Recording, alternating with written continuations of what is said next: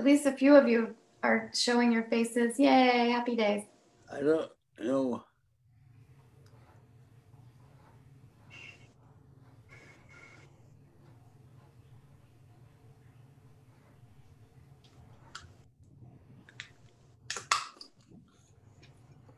Sim, why isn't my face showing? I can't tell you, Dr. Davis. They're screen sharing.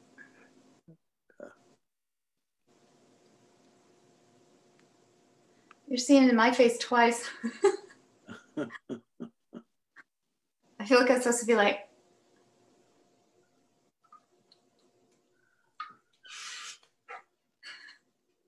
it's weird to look at myself.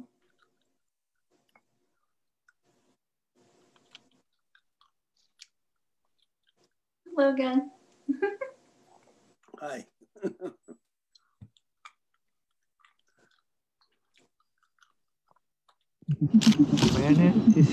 It sparks flashes of brilliance,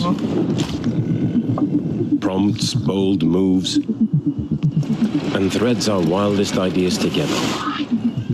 So what exactly is the student spirit? Well, it's the part of us that's forever curious, a mindset where anything is possible. Tries new things.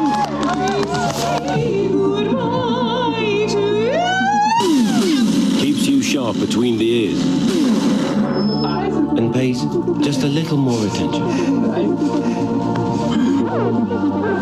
It isn't afraid to make a statement. Changes the world, one step at a time. And squeezes our egos, insecurities, and fears into tiny little metaphorical balls before crushing them. The curious don't just think, they do. Stay curious.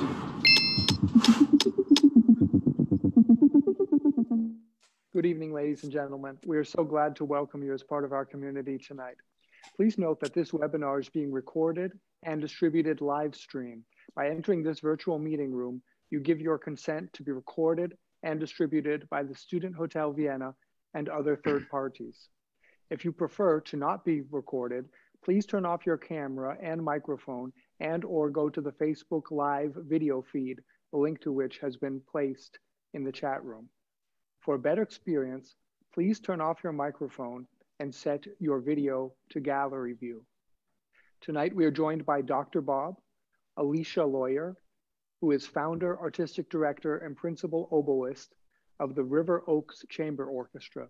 We are also joined by Scott St. John, concert master of the River Oaks Chamber Orchestra. According to Collins Dictionary, an orchestra is defined as, quote, a large group of musicians who play a variety of different instruments together, mainly playing classical music, end quote. Collins describes a chamber orchestra as, quote, a small orchestra which plays classical music, end quote. If successful, Alecia Lawyer's vision of chamber orchestra should convince Collins to revise their definition to include, quote, shaping classical music's future by energizing, modernizing, and personalizing the concert experience, end quote. With that innovation in mind, Alecia founded the River Oaks Chamber Orchestra in 2005. The ensemble employs 40 professional musicians who travel to Houston from all over the United States and Canada to perform concerts. New music from young composers features prominently in the orchestra's concert programs. Nonetheless, and despite COVID-19, some may think that Alecia is pursuing innovation in the wrong industry. Today, the orchestra concert might be understood by some as an irrelevant bourgeois cultural institution of the 19th century. Their argument might go something like this. Well, the composers that Alecia commissions may be new, but the instruments and the format of the orchestra concert sure isn't. Anyways, the concept of modern life is inextricably linked to the values of brevity and efficiency of means. Why would anybody innovate a more comfortable cushion for a bumpy dirt road carriage ride when SpaceX will fly you into celestial orbit? Lucky for us tonight, ladies and gentlemen, Alecia Lawyer is here to tell us why the service her orchestra provides is still indeed relevant, even essential, and that her chosen sector of the performing arts industry is looking ahead at a bright, inspiring future. Collins Dictionary has been put on notice. The chamber orchestra shapes classical music by energizing, modernizing, and personalizing the concert experience. Alecia, welcome. Brilliant. I can't wait to talk to you, but first I'll talk to you through music. This is a Piazzolla Oblivion for oboe.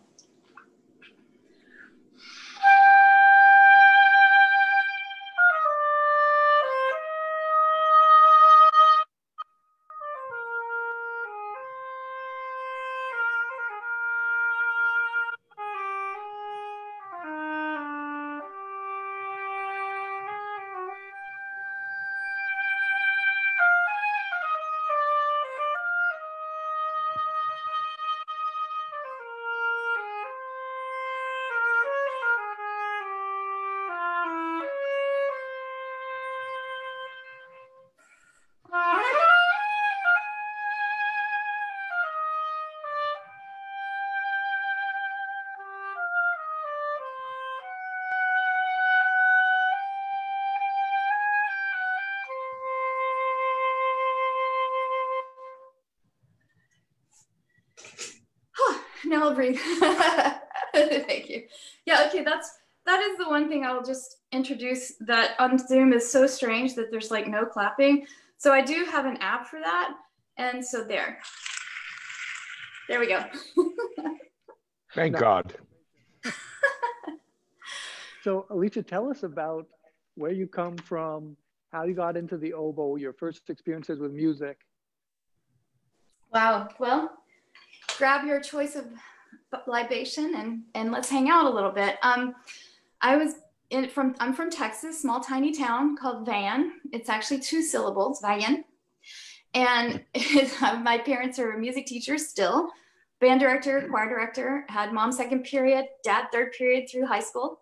I've had therapy for that, and everything's good now. But I was in the Texas band systems, which has such a value on music, and was raised that way and not intending to go into music. Wound up as a physics major for undergrad at SMU. And then my oboe teacher really wanted me to continue, and wound up at Juilliard for my master's. So I know it's a very funny, long story later. We could do some outtakes about that story later. But really it was the idea that you were trained to wait for someone to die or retire and audition for their job. And that's kind of the path you go on as an orchestral musician.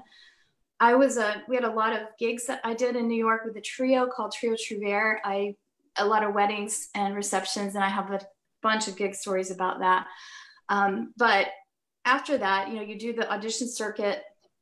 My husband was wanting to get his MBA, and he found INSEAD, which was in France. And so we actually wound up moving to Fontainebleau, just outside of Paris.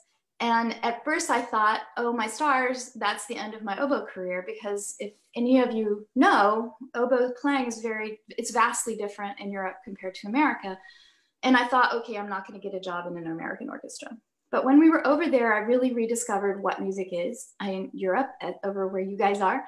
It's the fabric of people's lives. It is a part of your evening, no matter what, amateur, professional, you can drink wine and then play. I mean, it's just a beautiful way that music is truly woven through people's lives. And so when we came back to America, which was a shock, we really thought we'd be in Europe for a long time, and back to Houston, and it's Houston, not Houston, it's Houston. And we were here. I became a part of 3 startup groups, and I was oboist with them and part of the administration, sort of. And I saw it done really, really interesting ways, 3 different chamber orchestras. And they all had great ideas, and all of them lasted about 8 years. And then I was ready to quit. I was going to be a real estate agent, and I could sell anything. I'm just telling you now. But I wound up, my church renovated, and it's this beautiful space, and it was truly start an orchestra. And I was saying no, but I said, okay, how do you start one? You base it on humans and people. which is not what our career does. Our whole scene sometimes does not really base it on human first, right? Who do I want to play with first, not what do we want to play? And so that's really where it started, was the joy of being in connection through a language of music instead of an entity of white dead male composers between us. And so it's become this amazing experiment that is just really dynamic and exciting and involves people that I love and care about in all realms. And it's hard to love and care about dead people. Even, well, I do love my great grandmother, but just the idea that you're in a relationship is what it's based upon.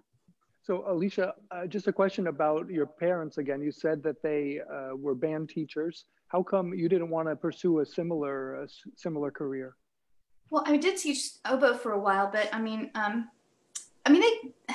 Mom was choir director, Dad was band director. He still teaches band. He's 75, still teaches. I don't know. I'm a little bit of a diva. You can smile at that, Scott. So, I want to play and be on stage and perform and interact. And that was more really the path I wanted to take. Okay, and so then you went to France and you said that you thought it'd be the end of your career, but then you ended up finding a more musical society. But to that point, it seems like Texas, where you grew up, was a perfect musical society. It is a different musical society, but there is a lot of care. And I will say the band programs are really strong because of football emphasis. You have good football teams, you're going to have good marching bands, you're going to have great pedagogy in wind instruments. So that's a big part of it. So let's bring in Dr. Bob now. Dr. Bob, you've heard Alicia's talking about the difference between Texas, France, Europe, the United States.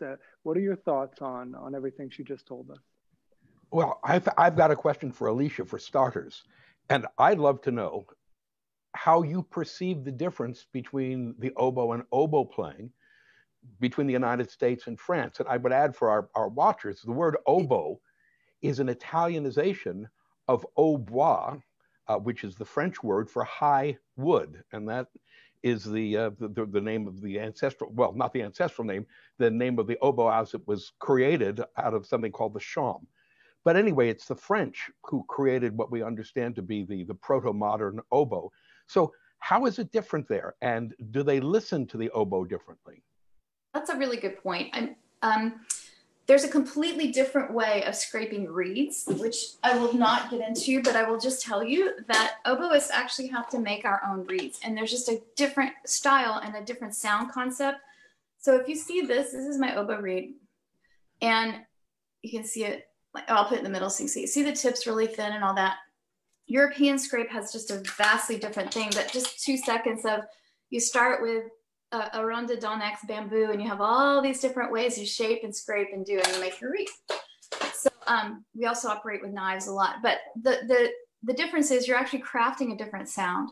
And even between Germany and France and England, there's just very different tones and desired tones and sounds. And like you said, position in the orchestra, do you blend in, do you stand out, and different philosophies. I will say America now has become less homogenous, which is a good thing. And more interesting, in my opinion, for sound for oboe. So thank you for clarifying that. But yeah, if you have questions in chat, feel free. I'm kind of hyper. I'll answer them. I would share that after 9/11, the oboists I know went a little crazy because so many professional oboists were accustomed to doing their reeds while on airplanes when there was nothing else to do. But of course, you can't bring a knife onto an airplane anymore, particularly after 9/11. I would teach my classes at the San Francisco Conservatory. The oboists and the bassoonists would sit there carving their reeds. I say, aren't you going to take notes? No, I'll borrow someone else's notes. You're just being fine. I was basically entertaining them while they made their reeds. It's I don't know any other instrument where you are required basically to build that most delicate part of your instrument constantly. And again, certain kind of people are drawn to certain kind of instruments. Well, it's a privilege and a curse, right? Because you can choose your sound. Some days you can't find one you love, but I'm not too hyper about the reeds. I'm hyper about everything else. I know it can consume you, but we get to choose our voice. And Scott, our concertmaster, chooses violin, and you just choose the voice you use to speak to people. So, yeah. Good. So let's I want to ask you now, Alecia, about when you got back to Texas. Then, like you said, you were working with some other chamber orchestras. What was your experience there? What was it like then working as part of one of those ensembles? What was the concept behind those groups? I think it was just trying to do something unique and different. And I mean, a couple of them were just to be able to play different music. Really just to have something to do in some ways. But other ones had really great ideas about just getting outside the concert hall and innovations that way, and unique ways to reach people. I think that's a big piece of what I saw. And again, connection, which is vital. And then to actually see, again, starting it in a church that was my church, that was a place of safety. And I know that this is a strange thing to talk about, but for people who may not know a lot about the classical world, it takes a lot to get on stage and reveal yourself in music. And a lot of people can do it based on a false sense, and some people can do it very vulnerably. It's just like acting. So you really seek people like Scott, who just are so authentic on stage, that just feel like they're themselves and open up and are vulnerable. That is a hard thing to achieve at a high performance level. And it's really the magic of what that is. And so you started at the church that your church parish or your church congregation. Yeah. And tell us about that, because that's quite interesting. In sociology, we talk about this idea of having, for instance, if you apply for a job through the New York Times, or you write what do they call that? You just send somebody a letter inquiring about a job, you're probably not going to get the job. If you are part of a community and one of the people in your community tells you, there's this job coming up, and they probably tell the employer too, it's very likely you're going to get the job. And that's how about 60% of everybody gets a job through somebody they know. Tell us about that, how this community helped you and also eventually forged the idea and the concept of the River Oaks Chamber Orchestra. So yeah, when people ask me about starting an organization, I always talk about, you really have to love the city you're in and the community you're in and be involved in it before you can really draw from that. Build it and they will come is not true. It really, look, you and I even talked about this. The Facebook funny things, the little quizzes you take on Facebook, and you ask, like what Star Wars character are you? That's my thing. But you get all the questions like, what's your favorite flower? What's your favorite color? What's your favorite music? Well, in the music, classical music's not even a choice. It's not even listed for you to pick. So classical music's not even in the conversation. And I start there by saying it has to be personal. It has to be one-to-one-to-one. I have to constantly have things like roco.org, cultivate curiosity, ways of explaining what I do and being an advocate and an evangelist for what I do to even get people connected, right? So to have a built-in audience of people who knew me over the course of 10 or 15 years was a big plus. But also having been in the community, I was a DJ for a radio station, a classical station. I was doing all these random things in Houston that drew friends and people and authentic relationships that started the basis for our audience, as opposed to, hey, come hear Beethoven again, And now when we do play Beethoven, there's a reason we play it. And like you said, we do so much commissioning. And I would say, and it's not just from young composers, it's from all ages composers. And it's new music from all ages. And you can be in dialogue with the composers. I mean, you cannot Zoom with Beethoven. You can Zoom with these composers and actually be in relationship with them and influence them. And hopefully Scott in a little bit can talk about a string quartet that was written specifically for him by a friend. Inviting people into deeper relationship with their own instrument and themselves in music is my hugest passion, and releasing them into their own creativity. And that's so fun. I mean, we hit 100 world premiere commissions this last year, and we are the third largest commissioning group in the US. That also includes the fact that we were #2 in composers of color programming without machinating that or trying it. You know what I mean? We discovered that afterward. We weren't trying to get an award. It just happened when they counted that that's what's happening. And to do that and be authentic about it is the most important thing we can do in music, because music truly is supposed to be the groanings of the spirit and the language we cannot speak. And so if we can be in a relationship that actually has dynamism, that is not in anywhere else in the world. Wonderful. So Alecia, we'd like to take a look at this Right. video that we have ready for the River Oaks Chamber Orchestra. Tell us, what are we going to see? Yes, please. Okay, so I'm not sure if it's going to be 2 commissions, but definitely the first commission is going to be Checkmate. So this is so cool. This guy up in Canada, Maxime Goulet, is a gaming composer. He wrote World of Warcraft or Warhammer. I can't remember what, Warhammer. So he wanted to write a piece, and he'd been wanting to do it based on chess. And so he actually took the old Kasparov versus Deep Blue game, an actual game, and he wrote a leitmotif for each piece on the game board and wove the actual game that was played in and among the music. We've hired an illustration company, an animation company to do the game itself. The piano was one side white and the orchestra was black. And so watch this, you'll get to see the game being played as the music is being played. It blows my mind how he did this. I can't get past how good this is.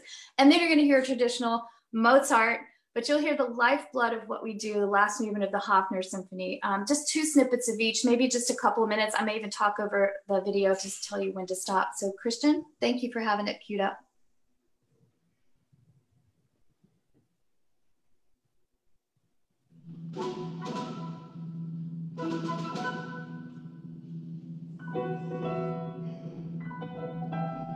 Theme of the Pawns.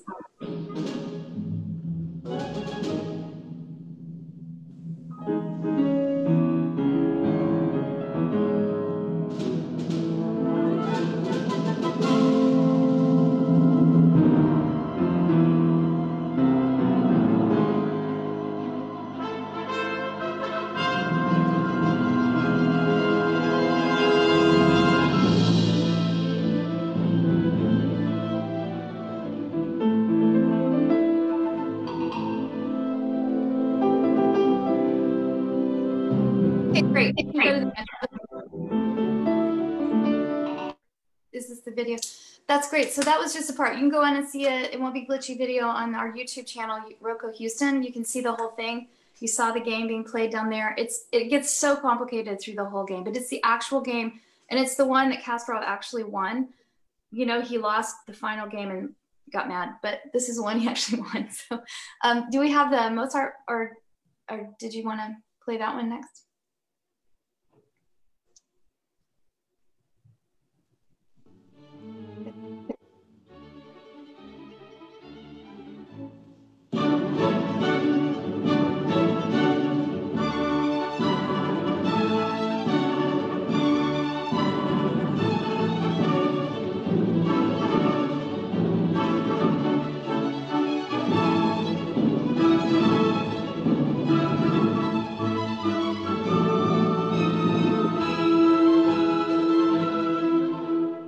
Great, that's fine. So those are 2 examples of extreme ends, and we do have some pretty difficult, challenging commissions that came out. One last year we played that was written for a blind soprano, and it was about hidden women's voices, and we involved the Lighthouse for the Blind, so now all of our programs are also available in Braille at the concert. So we have these ways of really bringing people deeply into what we do, and it's not just for that concert, it's continuous. And we have these ways. We even have an app that we ask you to use during the concert. We want you to have your phone on during the concert. We communicate with you during one piece. Our hilarious and very clever drummer, well, it's not called a drummer in orchestra world, it's called percussionist, but no. a drummer in the, he actually writes commentary to deliver to you during certain pieces that I've picked for you to have an extra experience while we're playing. And I told Bob at one point, I said, I'm finally able to talk and play at the same time through the app. So, but we also have the house lights up during concerts. So if you saw that, you saw the outside in this, you could see the audience. I can see the audience. I can see the dynamics. And what we did that for is because we worked so hard in the program, we wanted people to read it. I mean, I spend half my concerts like this trying to read from the stage light. And so when we did that, it was kind of a happy accident to make it a shared space between audience and stage. And it was magical. So we always have house lights up so I can see you. And now I can see more people. People are showing their faces. Thank you for that. So you can see more people. And I think that's important to see our audiences and have that shared experience. Okay, I know you have more questions. You're muted. You're muted. Thank you. I'd like to bring in concertmaster Scott St. John. Scott is joining us from London, Ontario, and he is a chamber music specialist. So I'm interested to know Scott's take on the orchestra, on the role of the concertmaster. What does this mysterious individual do? Yeah, well, thanks for having me on the show today. And it's a good question. You know, I think there's the highly visible role of the concertmaster, which everybody, you know, that goes to traditional symphony concerts, you know, you see this one violinist walk out on stage, bow separately, usually turns to the orchestra, and then the oboist plays the A. And as soon as the whole orchestra's tuned, then everybody sits down, and that seems to be entirely what the concertmaster does.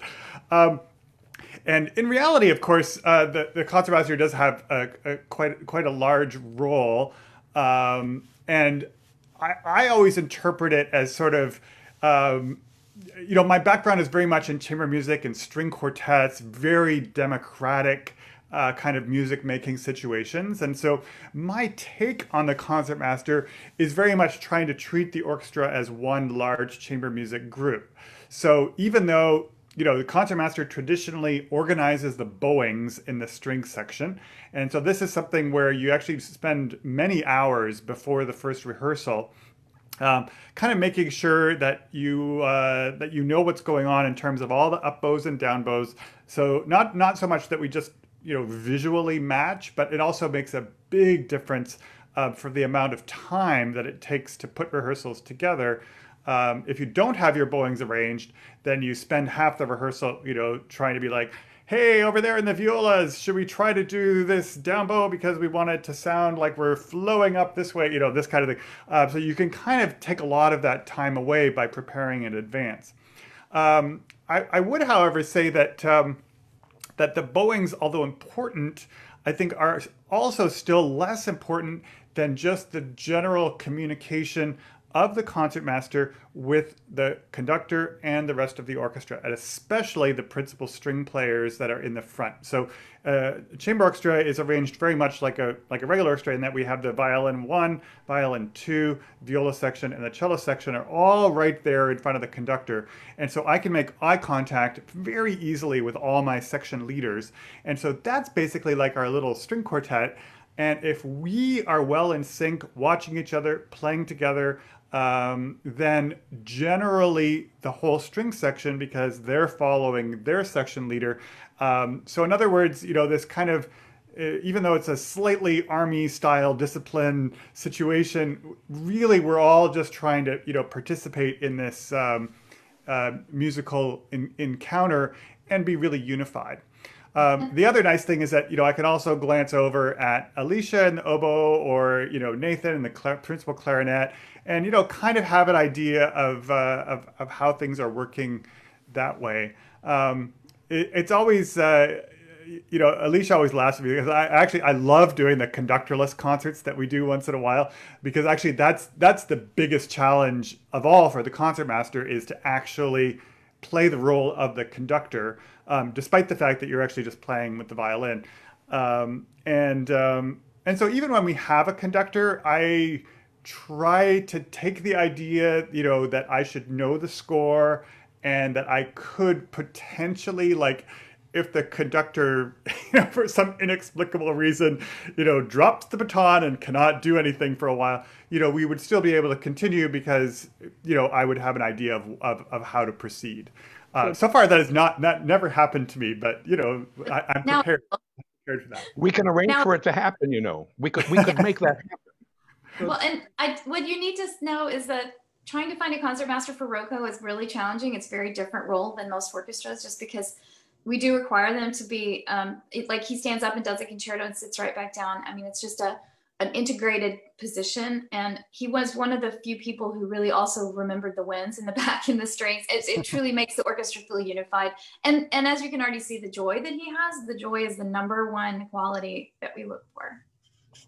Right. And so I think it's important, you know, like I don't try to, you know, order my section to do anything like that. I feel like that's my role, is to, try to inspire and, hopefully play in a way that everybody, also feels like, okay, we're going to join with that, and that'll be, a good experience.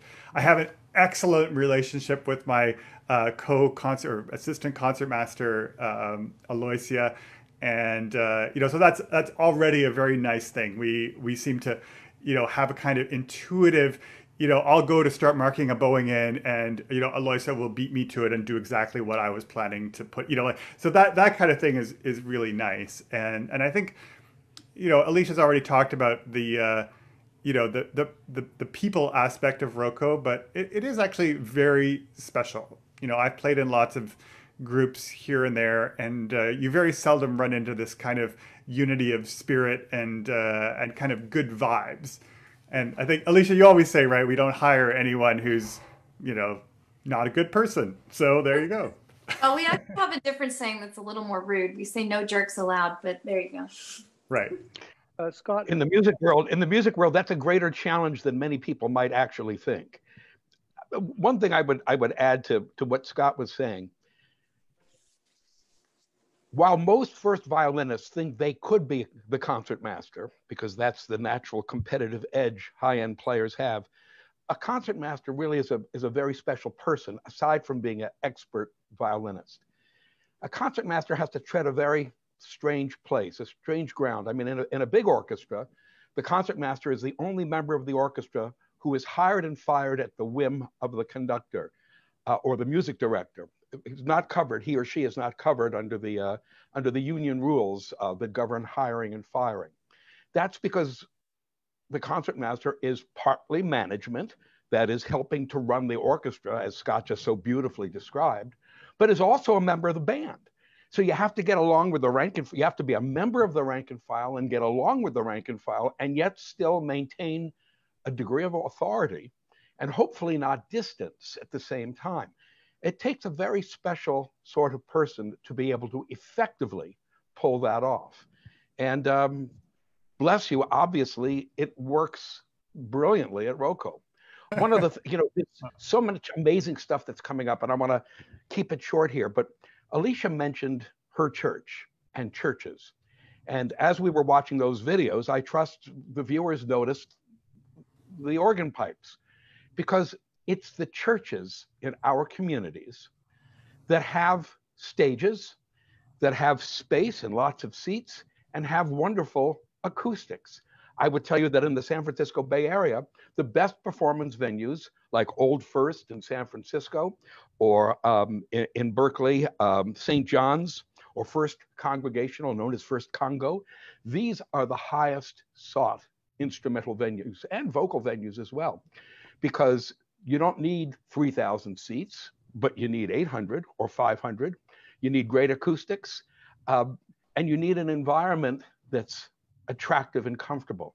So when we're talking about the middle tier of musical organizations, and by that I mean, not the top orchestras and top opera houses, we couldn't do without the churches.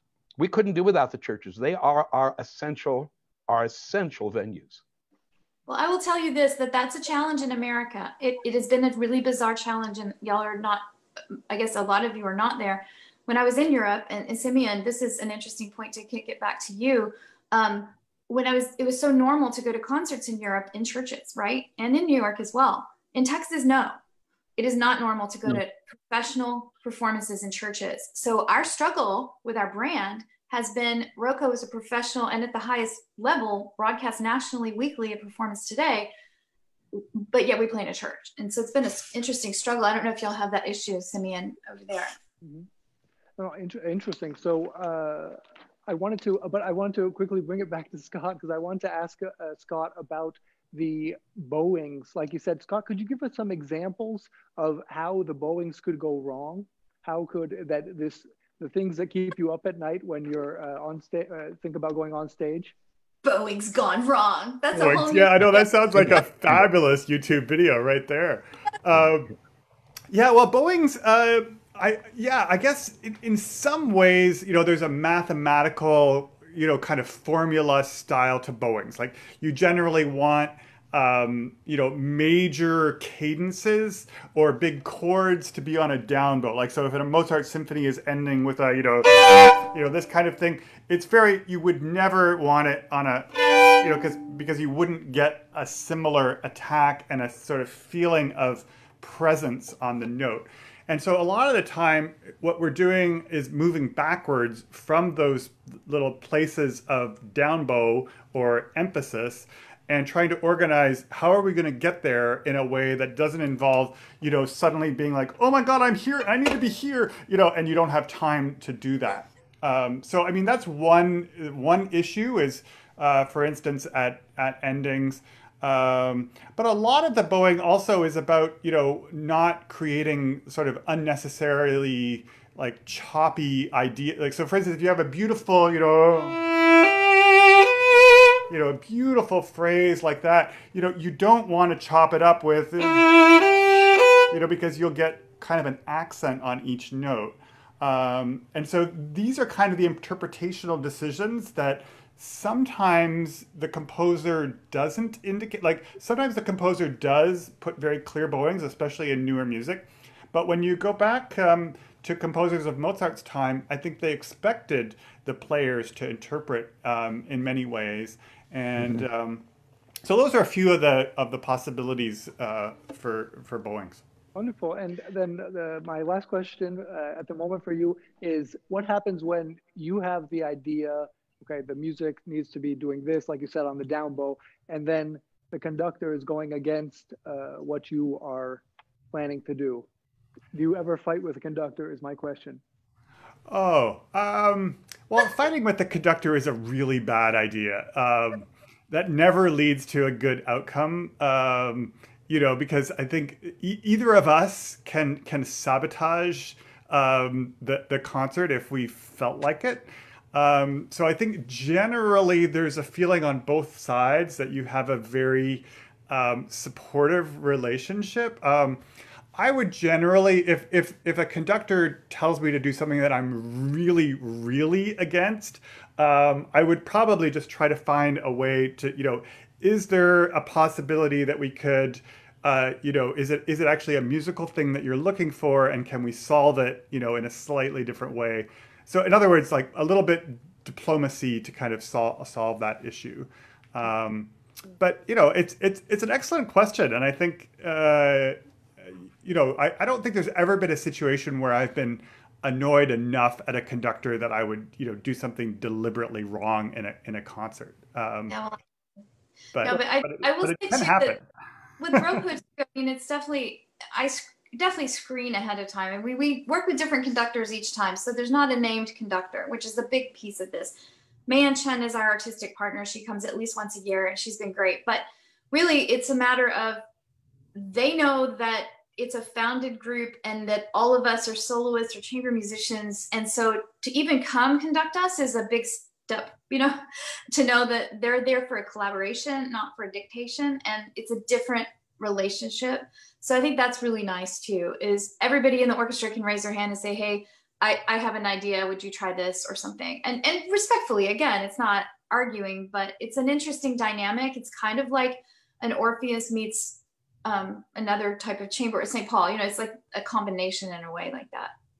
Yeah, and I mean, sometimes we do have conductors, who are themselves string players, and of course, they have strong ideas for bowings, and usually those ideas are good, and sometimes it's just a matter of trying it out and seeing if it works well for us.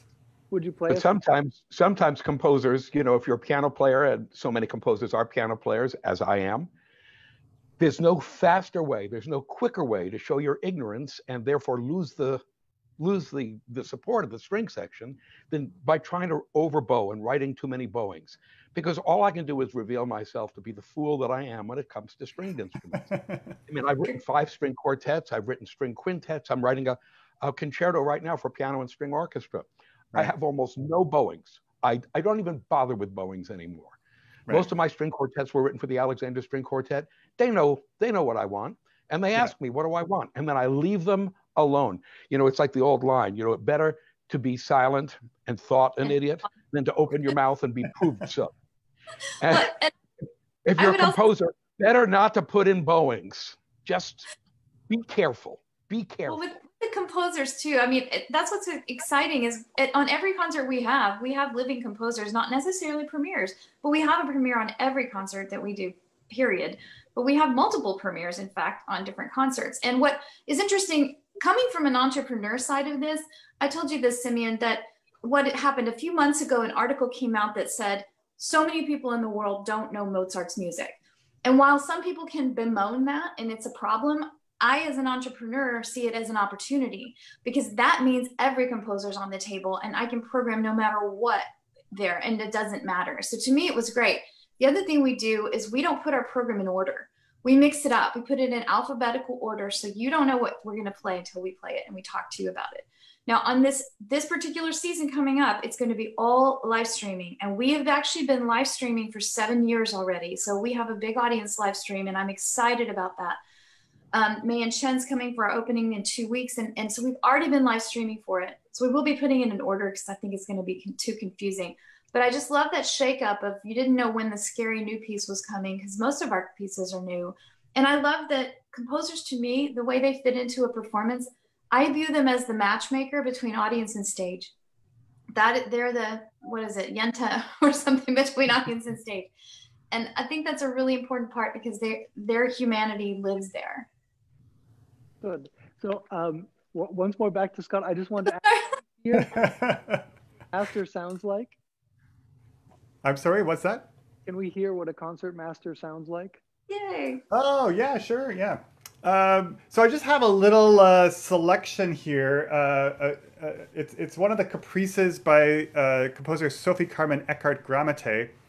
And she's sort of known as a Canadian composer, but actually she was born in Russia, grew up in Europe, and came to Canada much later. This is a piece that she wrote when she was in Paris in 1927, and probably a little bit in the vein or in the style of the Isaïe solo sonatas of the time. But this caprice is called Le Départ d'un Train, or the departure of the train. And like I said, it's just a couple of spots here.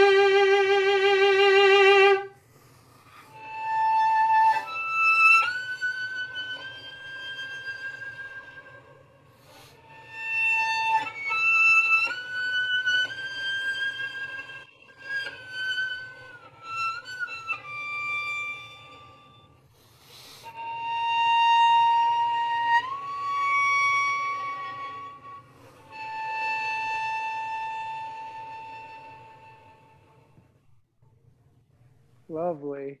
Beautiful. Bravo, bravo. Thank you. Okay. Yeah, it's a very unusual piece, I love this composer. She's really great. Wonderful. Can you type in her name in the chat so everybody can see? Yeah. And supposedly she may have been a daughter of Tolstoy, which is very interesting. So Cool. Dr. Bob, quickly, music that would fit well into the interwar period? Yes, exactly. That's right. To address a larger issue, and then I want to ask Alecia what I consider a key question, but just to address a larger issue, because Simeon, in your introduction, you were talking about the fact that many would consider this so-called classical music performed by either a chamber orchestra or a full orchestra as a useless fossil having nothing to do with the contemporary world. Well, hopefully, both Alecia and Scott, with the kind of programming we're talking about, has thrown that idea into the bayou. This music is utterly contemporary, whether it was written in the 1920s, by the way, or whether it's being composed today. And I think this is the great challenge for so many of us, is to do away with the terminology that has poisoned the artistic community, especially when it comes to music. Modern versus contemporary versus classical versus Baroque.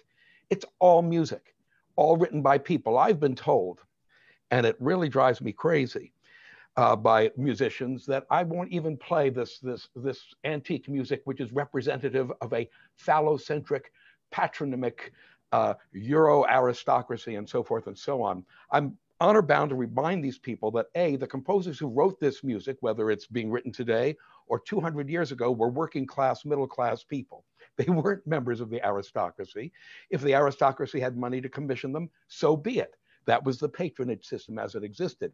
These same people who argue against performing this music, if they're musicians, they are violinists, they are pianists, they are flute players, and I'm always ready to ask them, why would you abuse music written 100 years ago or 200 years ago when you play an instrument built 250 years ago? You know, at the moment we start playing games with time and saying this is not relevant, we're making a huge mistake, because music as an art, and this is something again that Alecia said, distills and intensifies experience, human experience, which is universal, which is timeless. So there's a place for everything. And now I get to my key question for Alecia, because what you've done, of course, is spectacular. You've taken the bull by the horns and created something that wasn't there, and in creating Rocco, have brought together all these musicians from all over North America and have commissioned 100 pieces to be performed. What advice would you give to a instrumentalist, to a composer, to a young person right now emerging, filled with debt from university or conservatory? How would you encourage them to proceed in what might seem to be a very hostile environment? Well, I mean, the hostility is still trying to wait for someone to die or retire before you audition for their job. That's the difficult part. I think there's a wide open potential and possibility here with technology, not for technology's sake, but to keep us connected even more. I would say be human first. That's something that is not preached in classical worlds, but you should be a human first, and you should do things that you're interested in doing. I mean, I was a DJ, like I said, for a radio station, and I didn't get the job because I was a communications major. I got it because I could pronounce Buxtehude, you know what I mean? And those kind of reasons. And then I was in the pageant world. Don't go there. But just, I did random things. Yeah, that's all. I learn new things about you, Alecia, every time one of these. Yes, but can you pronounce Janacek? Janacek. No. Or Genostera, whatever. But I think the biggest piece is just discover the things that make you interested and interesting as a person, and then develop relationships not because of classical music. I know so many people that's all their world is the people that are small around them just in classical music. And you just have to have people's divergent opinions. I have people who don't donate to Rocco. I don't know why, but they don't, and they're good friends of mine. And it's because they have different paths and I find them interesting. So be human first in all of your things, and don't try to start an organization if you're not committed to the community you live in. You know, if you want to create something new, wait until you really have relationships or have a real vision. It's not just about doing concerts. Anyone can do a concert. You have to cast your vision. You cast your quest. Sort of say it's like the old Dungeons and Dragons game. You've got to be the dungeon master for the game, and you've got to lead people down those paths in a way that is followable, and again, have the joy behind it and the drive behind it. I mean, look, it takes 90% of my job over these 15 years has been asking for money. Truly, that's the biggest part of my job, is asking people for support, because I built Roco on not about ticket sales, but about donations. And so 90% of our 1.2 million budget is donated dollars. And now this next season will be 100%, because we're not having in-person audiences. So I will be taking people, I will be Zooming for dollars. I'll be taking people to coffee virtually and delivering coffee.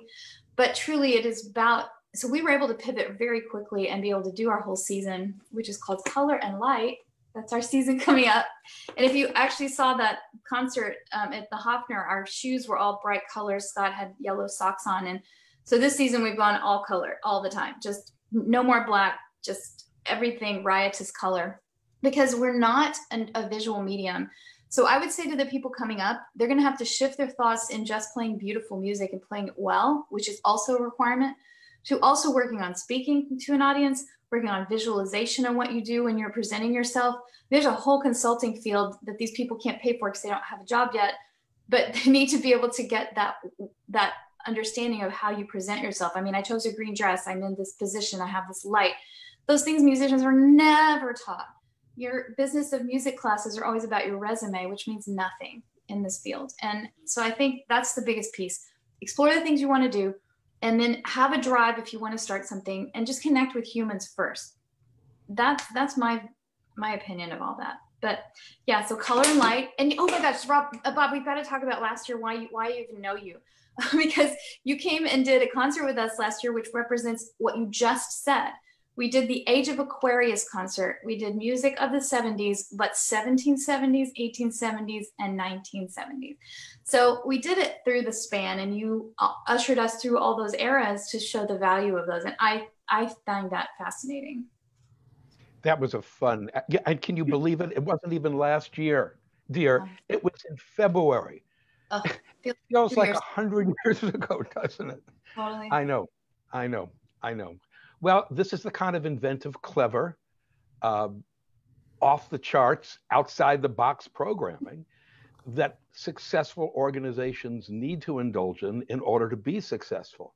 And it means dropping the terminology, dropping the snobbery, and cultivating new sources of revenue, because unfortunately, and I hate to say this, but the big organizations, the symphonies and the operas, are peopled, their boards are still peopled by wealthy traditionalists who fight and scream and kick constantly against what they perceive as the anarchy of contemporary music. You heard that chess piece just now. It's this image that contemporary music is somehow ugly and acerbic and acidic is strictly a function of, I believe, the post-World War II era, when much new music was ugly and acidic and awful. The community was purging itself of the nationalism, of the romanticism that was thought to have led to fascism, that was thought to have led to Nazism. But we're way past that now. And what's going on in the new music concert hall is fascinating and relevant and oh so beautiful and exciting. I've heard people say it over and over again after a new music concert. I didn't think I'd like anything, and I don't think I liked anything, but that was really exciting, because it is. Committed musicians playing music by committed composers is exciting. So what you've got to do, and I just love what Alecia's doing, make yourself a part of your community and do everything you can to break down those language barriers that have gotten in the way. I'll also say too that our series, we play in 12 different venues. So not just the church you saw. We only played 4 concerts out of 26 concerts in that church. The rest of the time we are in the community, not playing background music. No one puts baby in the corner. So we don't play background music, but we do collaborate, like the Day of the Dead we do every year at a Hispanic center here. We do in Rienzi, this beautiful mid-century house. We do the 70s. That's why we did that concert there. Right. We do a Holocaust concert. We do a thing about Bruce Adolph's pieces written about women who were in the Holocaust orchestras. So we do these site-specific, in the community, integrated concerts that are 1 player to 40. And I think the flexibility of that and the entrepreneurialness of that and literally inserting ourselves. We also don't do children's programming. Once a year, we've done Peter and the Wolf at the zoo. And then their wolves were reintroduced to Yellowstone. So then we had to do Peter and the Bear. And then we actually now moved to the Natural Science Museum. So it's Peter and the Raptor. But anyway, that's the only kids thing we do. And instead we have, which I need to tell you, Roco Rooters. It is a kids program 10 and under. During and after concerts, kids go to the church and have a different music education experience. They hear one piece live. They stay for pizza and movies after, so parents get a date night. And so this year, virtually, we've moved it to a different kind of Zoom thing, but we will have that again. So again, multi-generational audiences, convenience, not taking down the product, but making the product the best it can be and as convenient as it can be, and putting it in people's lives. Understood. So Alecia, last question now. We have to unfortunately start closing up. And I want to ask you, so of course the most difficult job any woman can have is having two young boys. So tell us what you hope for. Now, you've told us about the orchestra, about music. So what do you hope for them? Just like your parents, they raised you to be such a successful person. What do you hope for your boys? That's interesting. I mean, I know I'm a woman, so you asked the question about kids, so it's interesting. But my 2 boys are older. They're definitely one in college and high school, and with the COVID thing, it's interesting. But our college age person's living with us now and online the whole time. But they're not in music. My older one, well, that's not true. He does play guitar, and he's actually writing some rock and roll stuff, which is awesome because I play drums and I love it. But yeah, they're just in different fields in business and medicine. And I just hope that they also feel as connected and have you can see in people's eyes when they're connected.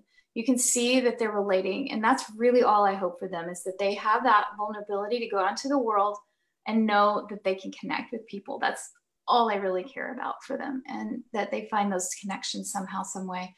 But the way to connect to Roco is to go to Roco Houston and all our channels, hashtag Roco Houston. You like that segue? Love it.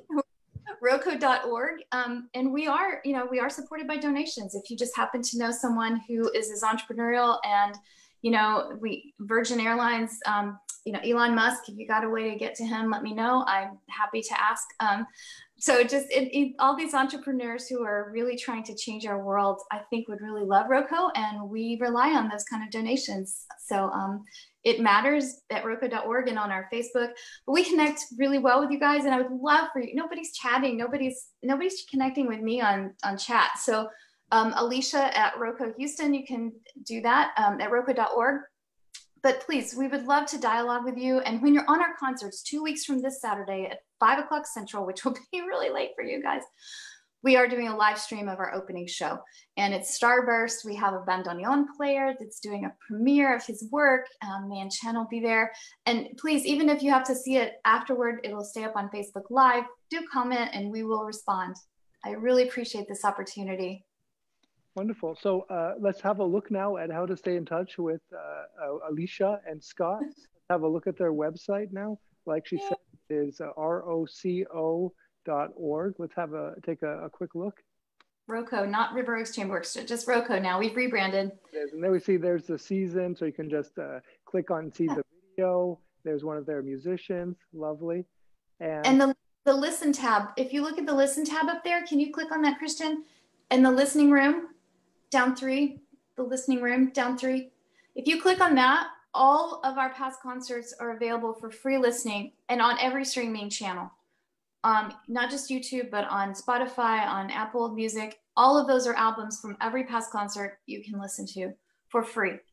And we do not monetize our online content, so you will not have to buy tickets to anything we do. Wonderful. Thank you very much. Fantastic, Alecia. Just fantastic. Thank you. Well, and that Roku thing right there, you see that Roku with the bird? It looks kind of like a rock and roll album. We actually just won a Grammy for Producer of the Year for that album. So it's our first album out the gate. Very good. Okay, so coming up next week, we have Gina Schwartz, Basefully Yours, Gina. Composing and improvising music has become a very personal, reflective experience for me. Thus, however, my love for all kinds of jazz music and a magnetic attraction to the lower register brought me into contact with my main instrument, the bass, writes Gina Schwartz. Gina would probably admit that she's not typical of the small village she came from in Lower Austria. Different interests, different dreams, different understanding of what should be valued, even precious, and what is worth fighting for. She is also probably the only one from her village to be awarded the Berkeley Best Award, winner of the Music Maker Compositions Contest, the Hans Kohler Prize, and effectively conquered the New York jazz scene when her music was distinguished among the best performances of the year by New York Best Of. Her latest album, Pannonica, from 2020, has received rave reviews by Downbeat, Jazzwise, Jazzsthetic, Die Zeit, and Jazz Podium. So if you think Gina's prose are beautiful, just wait until you hear her music. So that's next Wednesday coming up. So thank you very, very much to Alecia for sharing her talents and life with us. Thank you to Scott St. John, to Dr. Bob. Thanks very much to our superhero production team, our generous sponsors, the Student Hotel, and of course, you, our participants, without whom none of this would be worthwhile. So, live from the Student Hotel, Vienna, live from Houston, Texas, Oakland, California, and London, Ontario. Goodbye. See you next week. Bye.